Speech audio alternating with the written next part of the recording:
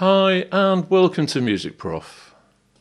In this video we're going to be looking at three different types of seventh chord: major seventh, dominant seventh and minor seventh.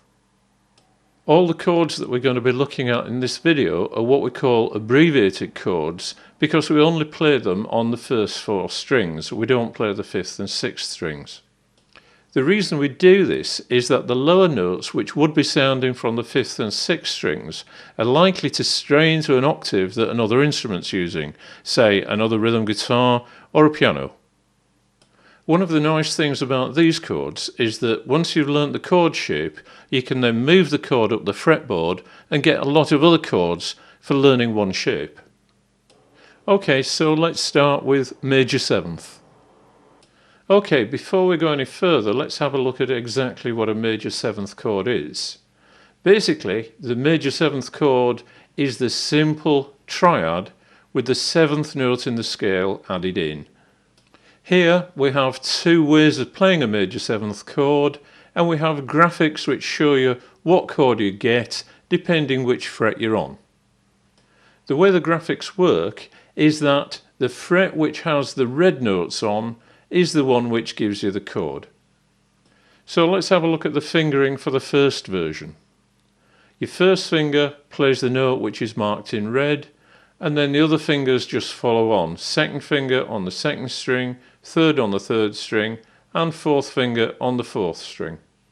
If, as some people do, you're struggling to get your fourth finger in here, then you can always take the chord down to a three-string chord and miss the fourth string out altogether. The one thing you've got to watch if you do this is that the root note of the chord is now missing, and so you need another instrument like bass guitar to be putting that note in for you. As long as that's happening, then there's no real problem. In the second version of this chord, all you're going to do is bar across four strings with your first finger and then play the other note with either your third or fourth finger. Having two ways of playing the chord means that you can pick the best position on the fingerboard to work with any other chords that are on the chord chart. So let's have a quick look at how the graphics work.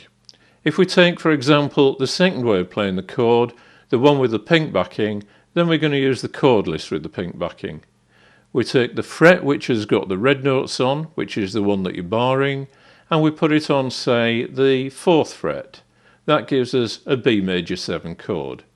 If we move it up a fret to the 5th fret, we get a C major 7 chord.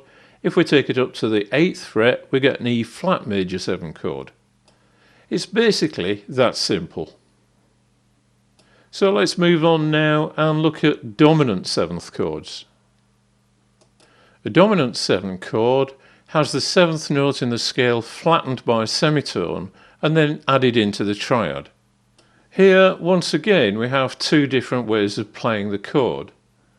Both of them involve barring across four strings with your first finger and then playing the extra note with either your second or third finger. The graphics work in exactly the same way as they did before.